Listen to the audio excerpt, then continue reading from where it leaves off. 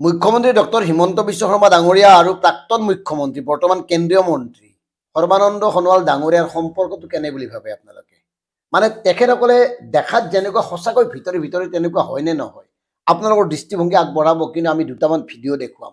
আৰু তেওঁলোকৰ ভিতৰত যে এটা সংঘাত আছে আৰু এই সংঘাতটো যে সুদীৰ্ঘ দিন যিমানেই নাটক নকৰক এয়া স্পষ্ট। ৰাজনৈতিক কাৰণত তেওঁলোকে এই সংঘাতটো দেখুৱাব খোজা নাই, কিন্তু স্পষ্ট হৈছে লাহে লাহে। এইকাৰণে কৈছোঁ ডক্টৰ হিমন্ত বিশ্ব শৰ্মা ডাঙৰীয়া আৰু সৰ্বানন্দ সোণোৱাল কেন্দ্ৰিক যিটো বিজেপিৰ সংঘাত, ভিতৰৰ সংঘাত, সেই সংঘাতটো এতিয়া নিৰ্বাচনৰ আগে আগে গতি ল'বলৈ আৰম্ভ কৰিছে। মই আপোনালোকক দুটা ভিডিঅ' দেখুৱাম। তাৰ আগতে আৰু এটা কথা কৈছোঁ, আপোনাৰ এই বৰ্ষৰ 1 জানুৱাৰীত মুখ্যমন্ত্ৰী হিমন্ত বিশ্ব শৰ্মা ডাঙৰীয়াই সাংবাদিকৰ সৈতে এটা অন্তৰংগ আলাপত অংশগ্ৰহণ কৰিছিল। যদিও সেই আলাপক লৈ পৰৱৰ্তী সময়ত সাংবাদিকৰ মাজত বিভিন্ন ধৰণৰ বাক বিতণ্ডা হৈছে। বাক বিতণ্ডা মানে কিছুমানে বোলে উপহাৰ নাপালে, এই কথাক লৈ বিৰাট চৰ্চা হৈছে, এইবাৰ বোলে দামী দামী মোবাইল দিছে, এই কথাটো বাদ দিলোঁ। কিন্তু সেই আলাপটোত মুখ্যমন্ত্ৰী হিমন্ত বিশ্ব শৰ্মা ডাঙৰীয়াই কেৱল 5 বছৰৰ কথাহে ক'লে। তেওঁ 2021 এদিনো আগলৈকে উভতি নগ'ল। কিয়? আনকি তেখেতে এই পৰ্যন্ত কৈছে যে 5 বছৰ আগলৈকে অসমৰ এই কথাবোৰ কল্পনা কৰিব পৰা নাছিল। ইমান যে উন্নয়ন হ'ল, এটা যে সাংঘাতিক কিবা এটা পৰিৱৰ্তন হ'ল, ব্যাপক উন্নয়ন, মানে ব্যাপক অৰ্থনৈতিক বিকাশ, এই কাৰবাৰবোৰ বা আন্দোলনমুক্ত এটা পৰিৱেশ, সন্ত্ৰাসমুক্ত এটা পৰিৱেশ, এই কাৰবাৰবোৰ আগতে কল্পনা কৰা নাছিল।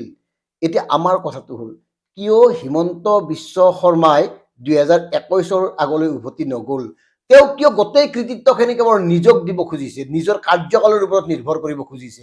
21 চনৰ আগত একো হোৱা নাছিল নেকি?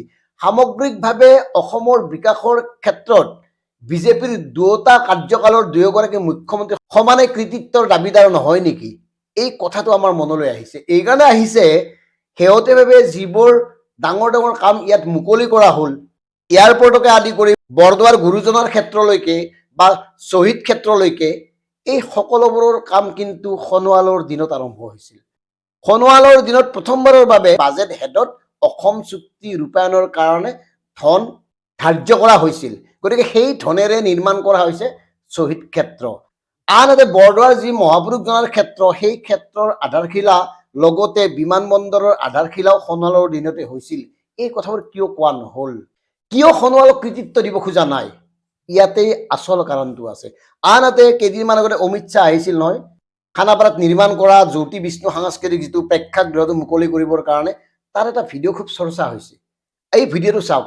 তাত মানে এনেকুৱা দেখুওৱা হৈছে, সোণোৱাল ডাঙৰীয়াক ইমান ভাল পায় হিমন্ত বিশ্ব শৰ্মা ডাঙৰীয়াই, তেখেতক কাষত থিয় হ'বৰ কাৰণে ইংগিত দি আছে পিছফালৰ পৰা। আৰু এই ভিডিঅ'টো খুব প্ৰচাৰ হৈছে, বিশেষকৈ বিজেপি খুব প্ৰচাৰ কৰিছে দুয়োজনৰ মিল দেখুৱাবৰ কাৰণে। ঠিক আছে, খুব ভাল কথা। অমিত শ্বাহৰ লগত একে শাৰীতে কেন্দ্ৰীয় মন্ত্ৰীগৰাকী থিয় হ'বৰ কাৰণে মুখ্যমন্ত্ৰীগৰাকীয়ে তেওঁক আগলৈ আনিছে। কিন্তু এতিয়া কথাটো হ'ল, আদৰ্শগতভাৱে যে দুয়োগৰাকী লোকৰ মাজত বিৰাট ব্যৱধান আছে, তাৰ ভিডিঅ' এইটো চাওক। গতিকে লাচিত বৰফুকনৰ সৈতে বাঘ হাজৰিকাই মিলি মোগলৰ বিৰুদ্ধে যি বীৰ বিক্ৰমেৰে তেখেতসকলে শৰাইঘাটৰ যুদ্ধত অসমীয়া জাতিৰ অস্তিত্ব ৰক্ষা কৰিবৰ কাৰণে আত্মনিয়োগ কৰিছিল। সোণোৱালে স্পষ্টভাৱে কৈছে লাচিত বৰফুকন আৰু বাঘ হাজৰিকাৰ কথা, যিয়ে মোগলৰ বিৰুদ্ধে পৰাক্ৰমেৰে যুদ্ধ কৰিছিল। আনহাতে মুখ্যমন্ত্ৰী কি কৈছে শুনক। লগত বাঘ হাজৰিকাক থিয় কৰি আমাৰ যুঁজখন দুৰ্বল কৰিব নালাগে। কোনোবা যদি বাঘ হাজৰিকা আছিলে, তেওঁ নিজৰ জাগাত থাকক, কিন্তু আমি লাচিতক চাব বিচাৰো যে মোগলক পৰাজিত কৰা এজন বিশ্ব বিজয়ী ব্যক্তি হিচাপে। বুজিলে নহয় কথাবোৰ? আদৰ্শগতভাৱে দুয়োগৰাকী জ্যেষ্ঠ নেতাৰ মাজত যে মনোমালিন্য আছে, ইয়াতকে আৰু কি প্ৰমাণ লাগে? এনেকুৱা অধিক প্ৰমাণ আমি দিব পাৰোঁ। আনকি এনেকুৱা ঘটনা ঘটিছে, নামৰূপত উদ্যমিতা আঁচনিৰ ধন বিলাবলৈ মুখ্যমন্ত্ৰীয়ে বিশাল সভা পাতিছে। সেই দিনটোত সোণোৱাল ডাঙৰীয়া নামৰূপতে আছিল। তেখেতে খেল উদ্বোধন কৰি আছে, অথচ মিটিঙলৈ নগ'ল। এনেকুৱা বহুত উদাহৰণ আছে য'ত সৰ্বানন্দ সোণোৱালক একাষৰীয়া কৰা হৈছে বা উপেক্ষা কৰা হৈছে। কিয়? এই কথাটোৰে এইটোৱে প্ৰমাণ হয় যে দুয়োগৰাকীৰ সংঘাতটো এতিয়াও শেষ হোৱা নাই। ৰাজনৈতিকভাৱে একত্ৰিত হোৱা যিমানেই নেদেখুৱাওক, তেওঁলোকৰ যে আদৰ্শগত এটা সংঘাত আছে, আৰু এই সংঘাতটো যে কেতিয়াও নিৰাময় নহয় খাটাং। আৰু এয়াই হ'ল বৰ্তমান সময়ৰ বিজেপিৰ ভিতৰ চৰৰ এক ধৰণৰ মানে আপোনাৰ বিড়ম্বনা, আৰু এই বিড়ম্বনাৰ পৰা মুক্ত হ'বৰ কাৰণে RSSকে ধৰি একাংশ লোকে চেষ্টা চলাই আছে। সময়ত দেখা যাব কি হ'ব। কিন্তু এটা কথা ঠিক, সোণোৱাল ডাঙৰীয়াক যি ধৰণে গুৰুত্ব দিব লাগিছিল গুৰুত্ব দিয়া হোৱা নাই। আৰু এই কথাবোৰ আমি এইকাৰণে কৈছোঁ ৰাজনৈতিক দৃষ্টিভংগীৰ ফালৰ পৰা, সুদীৰ্ঘ দিনৰ পৰা তেওঁলোকৰ ৰেৰুপ আমি চাই আছোঁ, তেওঁলোকৰ কাম কাজ আমি চাই আছোঁ।